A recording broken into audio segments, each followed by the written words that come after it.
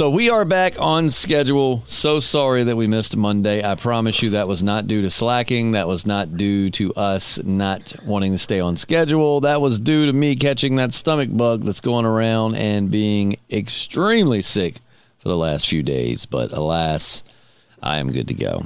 I'm Justin, by the way. I'm Jessi. And we're the Podcasting Dead. And we're here to talk about The Walking Dead. We're in Season 3 still on Episode 11. It's called I Ain't a Judas.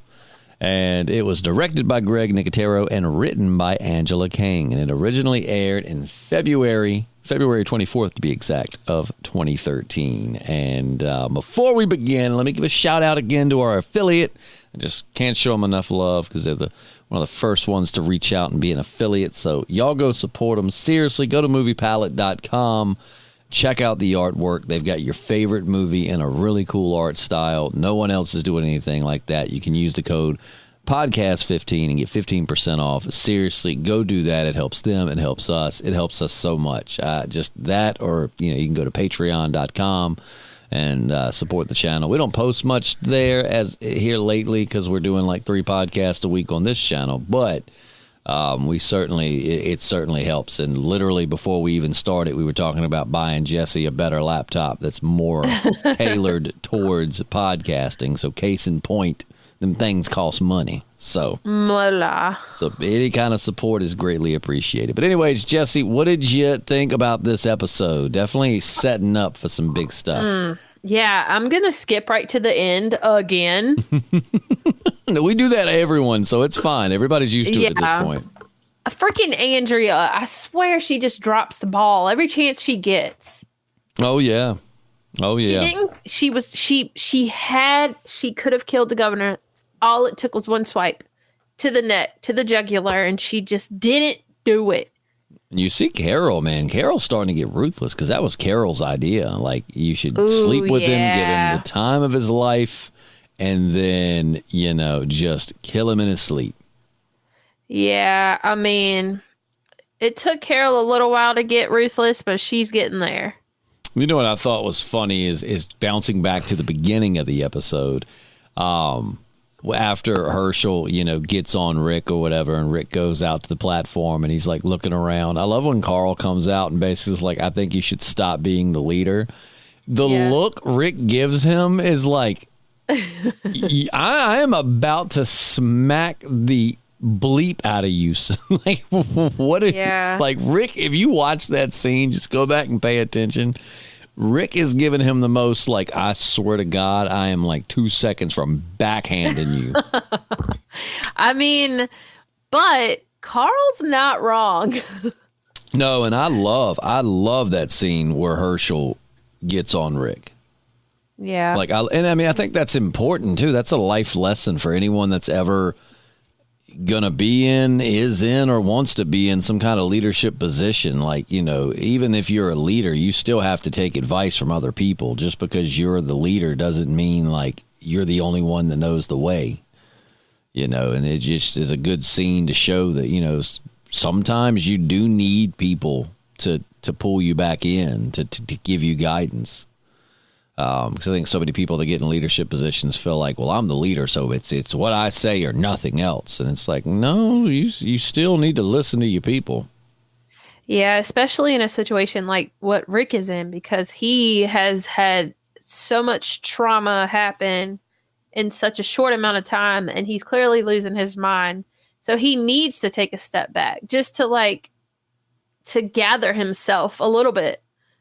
Absolutely. That's what Herschel told him, said you're slipping. Like, we've all seen it, and we completely understand, but now it's not the time. Yep. And I mean, he's right. I mean, it's, the governor just come crashing through their gate, and I had, I've gotten back in the habit for those. So I used to go to the Wikipedia page and read the synopsis of the plot of the episode, because I've seen all of these 1,000 times. But what was happening was I would say a line from like an episode that was 2 or 3 ahead. So I'm going back and actually watching every episode right before. So like, I watched this episode maybe an hour or 2 ago, and it was this episode. I thought it was the other one where she left. But I love Andrea and Michonne's interaction when Michonne's like, you chose a warm bed over a friend. Yep. And it's like, you did. You 100% did. This girl had been with you for 7 months or however long it had been on the road, had taken care of you, had protected you, had been the reason you survived, saved you in the first place when you were exhausted and about to get eaten by zombies. And here comes, the governor, and you're just like, ooh, I like this guy. And just ditch your friend. I like his tea and crumpets. Oh, he got the good tea and crumpets. Michonne ain't got the tea and crumpets. Tea time in the governor's bed. She got watered down tea. She got mushy crumpets. She got stale crackers. I mean, but it is. It's like she completely just turned her back on her friend in that regard, and yeah. I understand Michonne, because Michonne was not very welcoming to Andrea when she got to the prison. No, not at all. I don't blame her. Heck, nobody was. Honestly. I was about to say, you took the words right out of my mouth. I mean, they said too some little behind the scenes, so I don't know if Laurie Holden, who plays Andrea, hadn't seen them, sometimes, and I don't, this might not be the case, so correct me if I'm wrong, but, a lot of times in movies and shows, if they're trying to, keep that raw, like, sincerity of them not seeing each other for a while, because Andrea, we're 11 episodes into season 3, so she hadn't seen them for the 11 episodes, basically. Yeah. Or interacted with them, at least. So, a lot of times they will keep actors apart, so that they can have that as like a natural thing of like, you hadn't seen these people in a while. And I don't know if that's necessarily the case, but I do know that when they filmed that scene, like, they said it was really hard to film because they're all really good friends. It'd be like me and you filming a scene like that. Aww. And I have to just be a complete douche to you and like throw you around and be mean to you. And they said there was a lot of hugs afterwards and like I love yous, and because they're it's a show. They're all really good friends behind the scenes. Yeah, and that's crazy. So they said it was actually really hard to film that because just everyone being cold to her and looking like they don't want to see her. Yep, that's a really cool piece of information. Oh yeah, but like you can't blame them though. So like they're at war with this guy that she's basically sleeping with. Well, she is sleeping with, and I guess as far as they know, they know she's sleeping with him, and you don't know it. It's a new world. You don't know what she's coming there to do. Well, Michonne knows. Michonne knows that she basically just gave her up for the governor. Like she traded him in. Oh, yeah. It was like, to heck with this loyalty. See, that's something, man, in real life. I try my damnedest to focus on is loyalty over convenience, right? Like the people that, I don't know, just, focus more on the people that are loyal to you than the ones who maybe can give you something cool, because that's fleeting, whereas loyalty is, But, yeah, it was, I really like this episode. I mean, again, it's another episode where it's nothing major happening, no big deaths or anything. But, I mean, it's really, episodes like this are extremely necessary to set things up. Oh, yeah. And one of the biggest setups for me was that group with Tyrese. Is that his name? Yeah. Tyrese and Sasha. Meeting the governor and telling him about how crazy Rick was. And that really sucks because I realize that's the impression they got, but that's not at all. They got the very wrong impression. Oh, and now I don't know. Like, what's going to happen now? I really wish somebody would have ran after them to be like, hey, just hang tight. Like, he just lost his wife. We just lost a member of our group. Like, hang tight. He's just going through something right now. So at least they humanize him a bit. But I guess just Rick spazzing out. Even the people in Rick's group were like, he might shoot us. I don't know what's happening. Plus, if they had done that, then they wouldn't have had the scene, that they wouldn't have met the governor, and all of this wouldn't be happening, and the whole entire show would have gone a different route. Oh yeah, absolutely. All these little things have to happen for the bigger things to come later on. And I love it. I'm gonna tell you, man, just talking about, I think I figured out. So I don't blame Lori Holden at all for why I dislike Andrea, because I don't dislike Lori Holden by any means. Yeah. But I think I do know, just from an outside perspective, one thing she did that made Andrea so much more unlikable. You ready for it? Yeah. It's the way she walks. I know. Pay attention to the way and maybe that's how she wanted to portray her, is extremely confident, but honestly, it just came off as like extreme cockiness. Oh yeah, like her ish don't stink. Yeah, like she's just got this walk around Woodbury that's just like, you know, I'm just number one, and I don't know, man. I noticed it like when she comes out of an apartment or something, and she gets to walking, and I'm like, that's it. It's the way she carries herself is just like she's above everyone around her.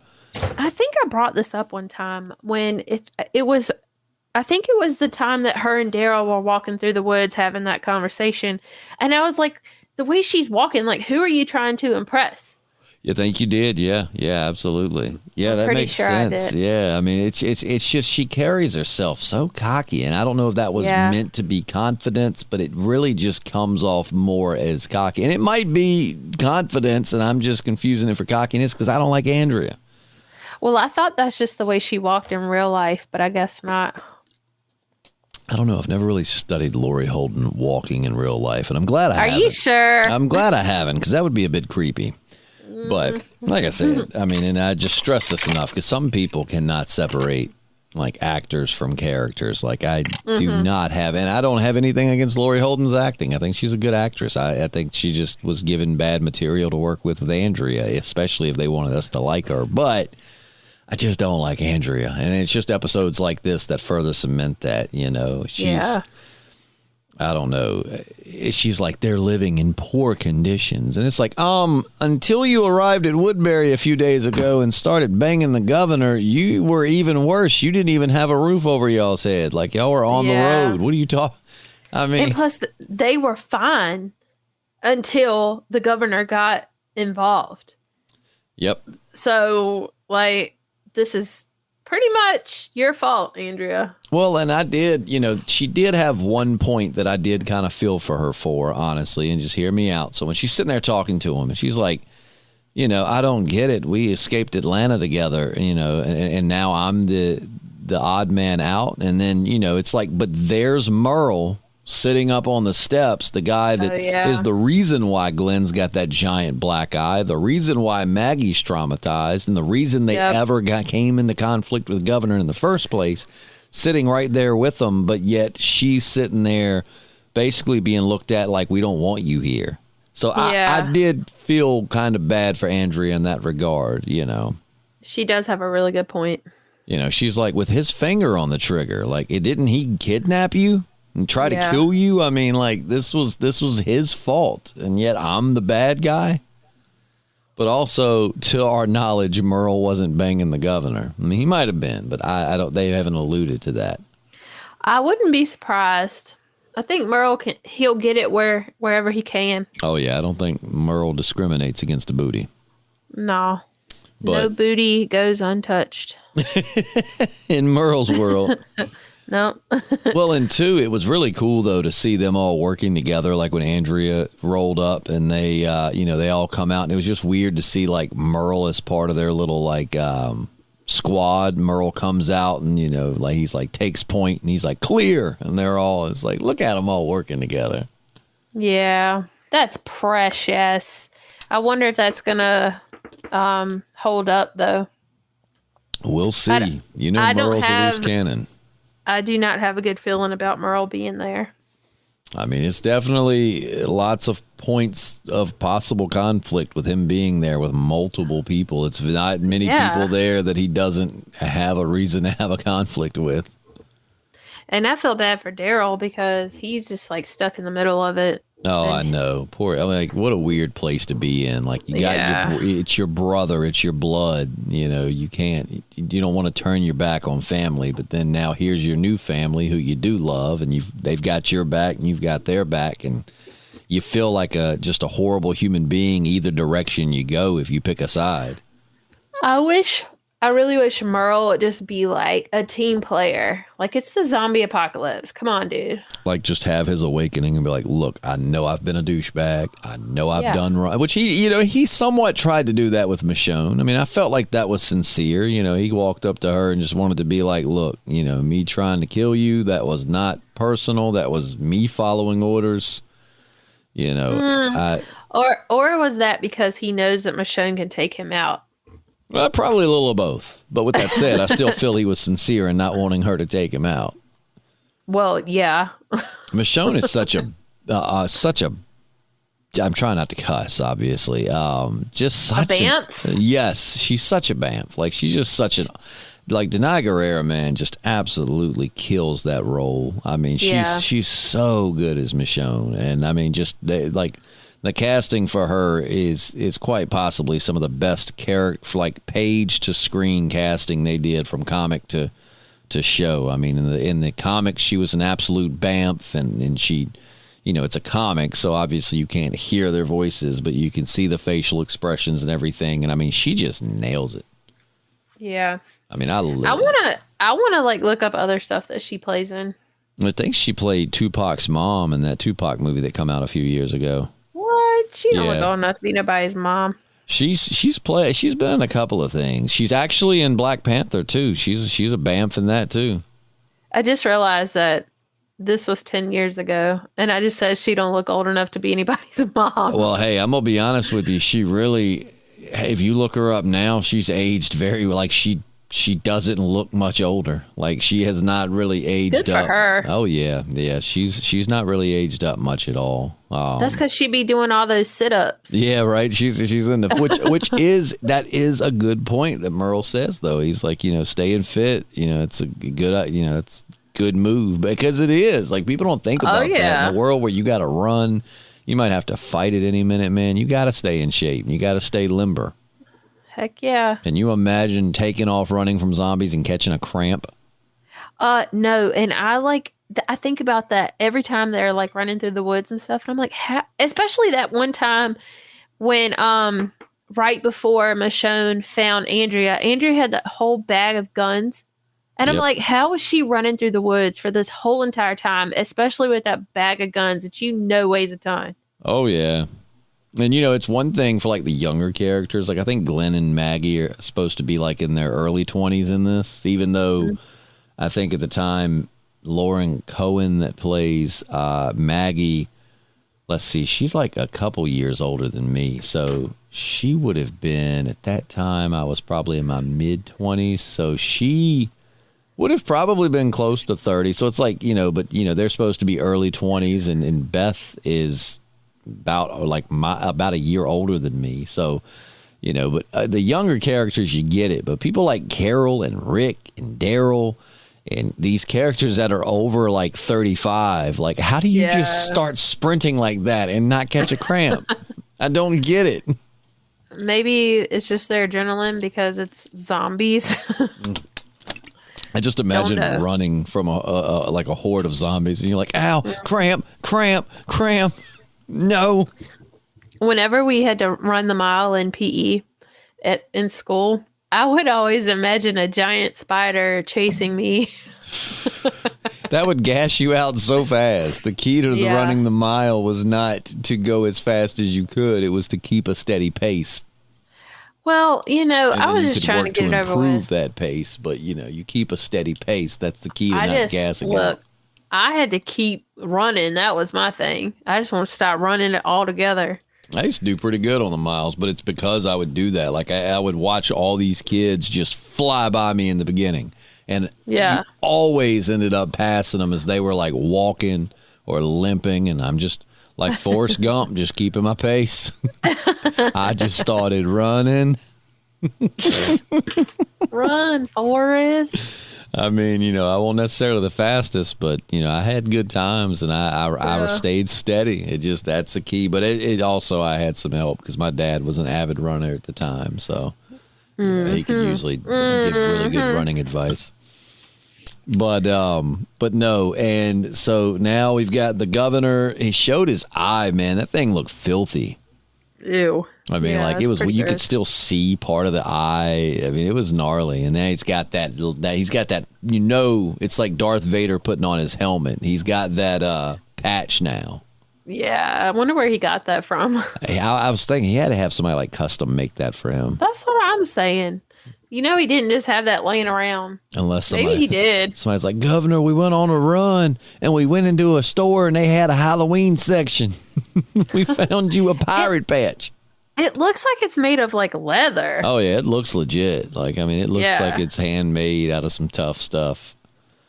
But yeah, he's got the patch now, so he's got the look. It's they're trying to arm up all of Woodbury. I mean, like, you see how ruthless this guy is. Like, when him and Milton are taking down names of able-bodied people, and he gets to like 25, and he's like, any male and female 13 and up, and he's like, you mean children? And he's like, male and females, however he said it, and it's like he's straight up child soldiers, gonna throw kids, basically put them on the front line to be killed to take his revenge on Rick. He's a terrible person, and I hate him. Why didn't Andrea just kill him? Why? I don't. That's the thing. Like, that's the thing. So I will. This slight spoilers, but this is not big.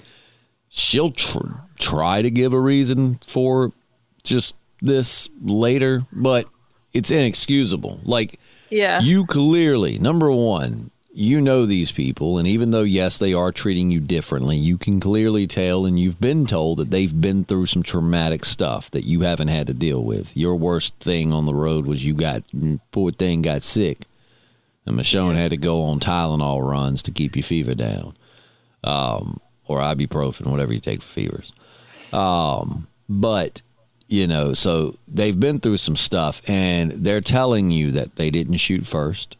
They're telling you the things that the governor has done. Michonne, who even though y'all aren't getting along right now, Michonne is not lying to you.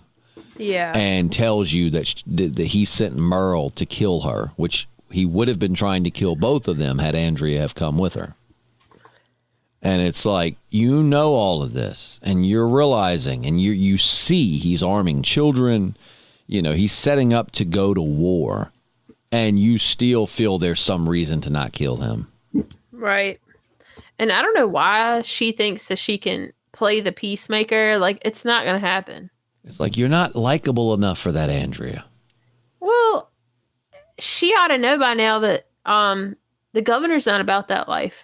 The governor's just ruthless. Like, he really is. He just wants, once he's got his mind set on something, he'll burn the whole world down to make it happen. He don't care about anybody else. Love is blind. Maybe she just don't see it because she's in love. I mean, she's known him for like a few days. Hey, weirder things have happened. I mean, yeah, this is true, but plus this is Andrea we're talking about. Yeah, she has no excuse in my mind. Like, she could have just so easily killed him in the morning, got up, slipped out of there, slipped out of the walls, went back to the prison and told them, all right, the governor's dead.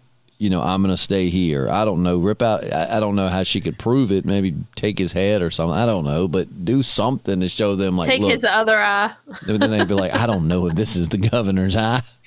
Yeah. But kill him and then just go back to the prison and prove your loyalty, man. These are people that had your back. These are people that, you went through a lot with them. I mean, I wonder, though, like, if she had killed him, I wonder if his, like, followers would retaliate. Oh, to an extent. I think that, like, Martinez and the unnamed guy that's always with them, that I don't ever, you learn his name down the road, I guess, but I don't know his name off the top of my head, and I've seen this 1,000 times. He's just got a forgettable. He's kind of just their character, but you said the unnamed character. Yeah, I don't know what his name is, but you'd have had a few probably, but I mean, they would have had no direction, no leadership. I mean, Martinez might have some leadership qualities, but, and I don't know, it might be one of those things. Everybody's so scared of him. You might kill him, and then everybody's just like, okay, thank God that psycho's gone. That's true, but at the same time, he is very manipulative, and people who are manipulated don't really see things past the way that the manipulator wants them to see it. So I think they would retaliate. Well, there certainly are some people there that think he's just the squeaky clean, great, loving leader. I mean, you can see it when that old lady was trying to join their army. Oh, that old lady, she was precious. But I mean, he pulled out the act. He grabbed her hands and was like, thank you so much. We'll find another way you can contribute or help or whatever. Yeah. And, he pulled out that governor character that he plays. Yeah. It's charm. So there definitely are. There are people there that he would have died a hero to them, a hero that was tragically murdered in his sleep. But I think they would have been fine. Cut the head off the snake and the body dies. But it might wiggle around a little bit for a while, but it's eventually going to die down, and I feel like that'd be the case with them. But and then. I like again, I go back to the beginning. I like when Herschel gets stern with Rick. He's like, get back here. Yeah. You said this wasn't a democracy no more. Now you have to own it, or however he words it. And it's just like, you said it wasn't a democracy anymore. So now you got to own up to it. Yeah. Herschel is, man, he's the new Dale. Oh, 100%. Once Dale died, Herschel is like your moral compass now. He just reincarnated into Herschel. Yeah, maybe what happened was when Dale died, his soul went into Herschel's body. Yeah, I think that's exactly what happened. I need to see. I don't think Herschel has a Herschel face though. If he does, it's the sweet Herschel just. Because I guess he does have a Herschel face, but whereas Dale's is condescending and kind of looking at you like, what are you doing? Like you just farted or something. Oh. Oh, yeah. Herschel is looking at you more like, I see the good in you. Yeah. I mean, I think Herschel's face is the blinkety blink, blink, blink with his eyes. Like he does that a lot. Yep. So you got Herschel getting Rick in line, getting him back in place. You got Carl, who is definitely maturing and he's growing up fast. He's understanding what's happening around him, and it's like when you're a kid, your dad's just especially his dad. It's like your dad's a hero, can do no wrong, and even he's wising up to you need a break, dude. Yeah. I mean, also we have the other group going to the governor, what's going to happen now? And then I like the conversation that Herschel and Merle had too. Like when they were talking, he was like the farmer and he's like in the black sheep. And I like how they, he quoted the Bible and Merle finished the verse, told him what verse it was, Matthew 29 and 30 or something like that. And, I did not see that coming. That took me by surprise. Nope. So he, I like that. And I like what Merle was telling him about the governor, like giving you an idea of how sadistic the governor can be. Yeah. I really hope Merle just he's on the up and up. I hope he's wanting to be helpful and he stays that way. Like Merle's just going to become the comeback kid. Yeah. He done got all the bad out of him. He sees it. The governor is no good. That way of life is no good. Yeah, you never know. You never know what the future holds for old Merle. That's what I'm hoping. And the baby is still alive. I'm still waiting for that baby to die. So, yep, the baby is still alive. And when Andrea gets to meet the baby, because I liked when she got there and she's noticing that people aren't there. Like, where's Shane? Yeah. Where's Lori? And she's learning about people that died. And then, it's revealed to her that, I like what Carol said when she's like, Shane loved Rick. And she's like, well, Shane loved Lori. Yeah. You know. Because I really hoped that she wasn't going to be like, Rick killed him and just leave it at that. Like, come on, Carol, give some context. And then she did. And it was like, all right, you don't want her. Because, I mean, really, if they wanted to set up but another plot point, they could have had her just leave it at Rick killed, let her know that Rick killed Shane. And then her going back to Woodbury thinking that maybe Rick just is unhinged and maybe the governor's right. We don't want to do that. I mean, he is unhinged, but we need to keep that under wraps. Don't nobody need to know. Yeah, he's unhinged, but he's not a straight psycho. Like, he's not going out like the governor and actively hunting people and killing. He's just doing what needs to be done. Yep, and losing his mind a little bit on the way. But, hey, he ain't hurt nobody. He's yelling at him. That's all. And he's not even yelling at him. He's yelling at the ghost. And poor Axel, man. They were talking, and, it was Herschel was talking about, now Axel's dead. And then they were talking to Andrea, and it was like, it's talking about the governor. It was like, killed an inmate that had survived here. He'd become, was it Daryl? One of them had said, he'd become one of us. Yeah. Oh, Axel, and your pervy nature. You had become one of us. We are one. And then I thought about it, too. Like, the way Rick and them, like, when he steps out in the beginning onto that little platform and where Carl comes out and Rick just gives him I'm going to backhand your teeth out your face. Look. Like, they have wood set up with little holes to look out through, and it's like, dude, y'all aren't having a paintball war. Like, I don't know how much shooting you've done, but, like, most bullets will come right through that wood. I mean, it's, like, not even thick chunks of wood. It's one thing if they had, like, piles of 2x4s or something that could slow it down. Like, that's just, like, plywood. I mean, I think somebody mentioned that in the show. Oh, really? They said something about pallets aren't going to stop something. Good They catch. mentioned it. Yeah, because it's like it's I guess if you want to hide and not be seen, which may be the point, But yeah. At the end of the day, like, that's not really cover. If somebody starts shooting, you need to get out of there. Oh, because, yeah, get down or something. Scary. Yeah, that ain't going to stop no bullet. It'll stop a paintball, but no bullets. But hey, and towards the end, we got to hear Beth singing again. Oh, Jesus. Take the wheel. As that was happening, were you rolling your eyes like, oh, God, here we go? Yes, I was. And then it turned into a pretty cool song. I don't know who sings that, but it was actually pretty cool once it did, like, the actual singer started singing, and we got to see some Andrea butt. Oh, she's got a nice body. Oh, she does, yeah. Yeah, I see why the governor keeps her around. But also, in the zombie apocalypse, she gonna have bruises, scrapes, scars, and she ain't got none of that.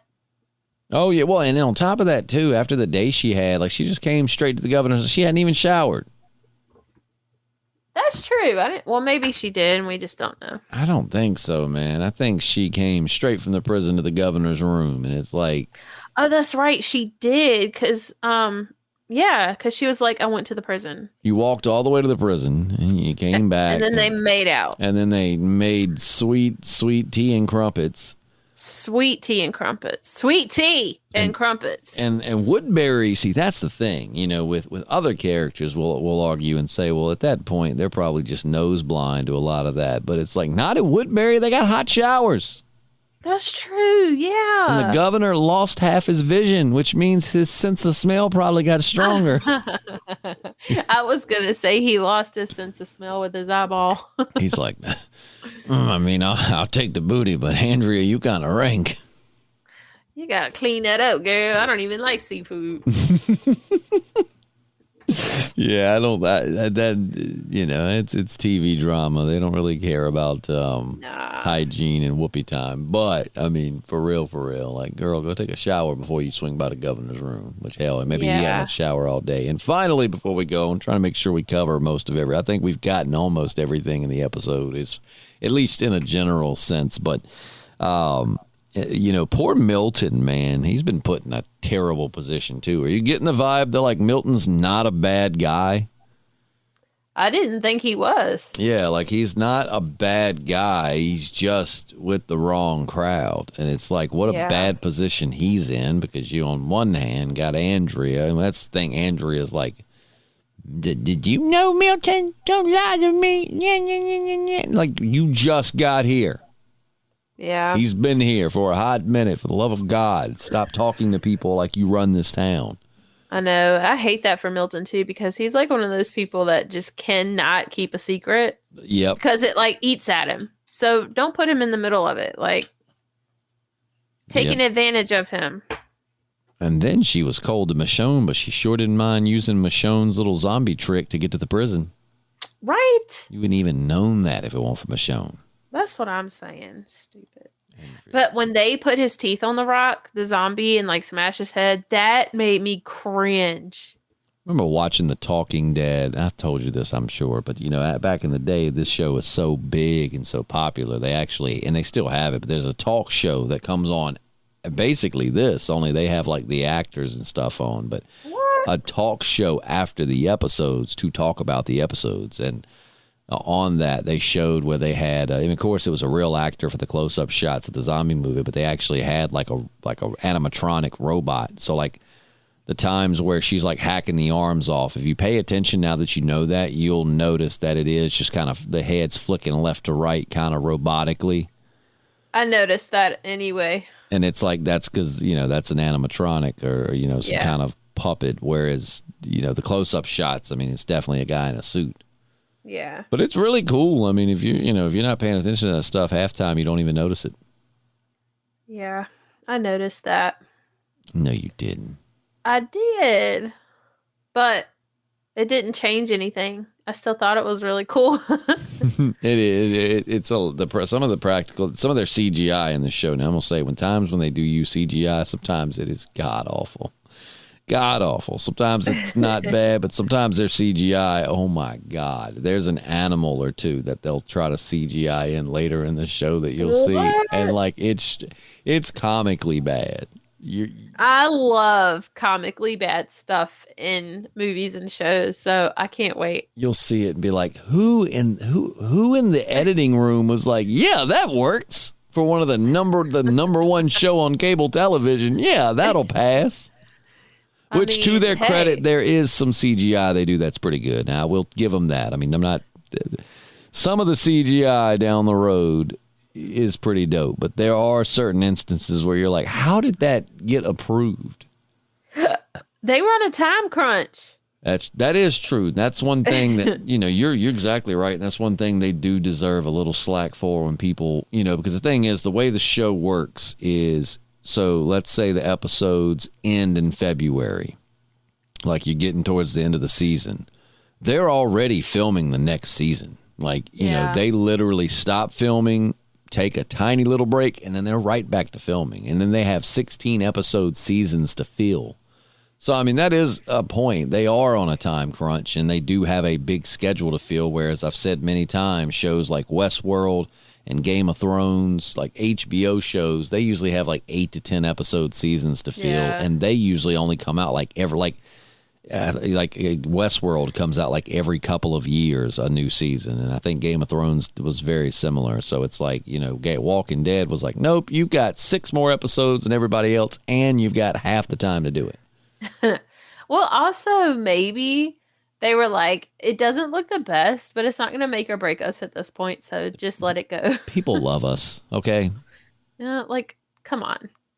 Cut us some slack. But are the animals absolutely necessary to the story? Like, could they have left them out? So there is one animal that is absolutely necessary, and the CGI on that animal is very well done. I'll say that. Okay. And that's far down the road. But that CGI is great. That's why I backed up and said, well, not all their CGI is bad. And then a lot of times when a walker gets shot in the head or something, and you see, like, the blood splatter and all of that, that's actually CGI. It's not always a practical effect. There's plenty of times where someone get, like, you know, they take a axe to something's head or shoot it or whatever, and you see like the blood spray out. There are times where that is CGI, or like Daryl's crossbow bolts. So there are times they do it very well, but then there are other times where you're like, what are you doing? I love that stuff though. Oh, you'll definitely see it. Like, I won't even have to point it out. You'll be like, this was one of those CGI things you were talking about. It was so bad. But we love the show, so we forgive it. It's so bad, it's good. But man, things are about to heat up on the show. Yeah, so. I bet. I can tell. I can tell that this was a setup, like, for something good. Oh, yeah. So let's rate the episode before we sign off on a scale of 1 to 5. I can't see you this time. So what are you holding up? I'm going to give it a 3. I'll give it a 4. As a setup episode, I actually enjoyed it. It was cool to see Andrea reunite with group. It was cool to see them treat her the way we would treat her if we ran into her. Oh, yeah. 4 because we got to see some Andrea butt. Oh, my gosh. I mean, I thought it was pretty good. Yeah, I'll give that a half a point. So I'll give it a 3.5, even though I don't. That ain't bad. 3.5 out of 5. That's more than half. Yeah, it is more than. So is 3. 3 is more than half. That's true, but 3.5. Look at us doing math. 3.5 late at night. seems more. Huh? 3.5 seems more. It is more. Well, that is going to wrap it up for this podcast. Again, I apologize so sincerely for us missing. We work really hard to try to keep these on schedule. And to our credit, we have for, a couple of months now, right? Yeah. So we've done good. But Monday, and I think even Monday, I was telling you maybe I could podcast. We would see, and then like it won't happen. And like I left work that morning at like 9:30, 10 o'clock. Just had to leave. I was getting ready to go to an appointment, and I was like, I'm gonna puke all over somebody. So I went home, literally walked straight to the bedroom, put on pajama pants, wrapped up in blankets, and then literally slept all day, except for when I had to throw up. Oh, I'm sorry you were sick. I hate that. Oh, it was not fun. And I'll tell you this little fun story before I wrap it up. So my fiance has back spasm, like muscle issues sometimes. And so let me tell you how terrible this was. So my daughter wakes up at like 1 o'clock in the morning throwing up. So she gets up to go in there and get her. All of a sudden her back locks up and she drops to the floor. And so she's in the floor with her back like immobilized, and my daughter's covered in puke. So I have to get up, and I'm trying to give my daughter a bath and puking in the toilet, like in tandem in the beginning there. And let's just say it was not a fun experience. And I was probably pretty damn cranky. Oh, I know I was pretty damn cranky, but I also still felt like absolute ass. And I'm like, this sucks. Like, this sucks.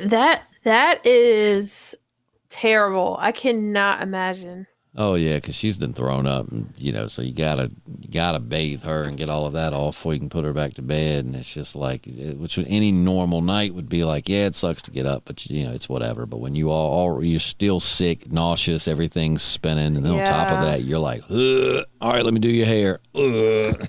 Yeah, not fun. Poor thing. Is she feeling better? Oh yeah, she's fine.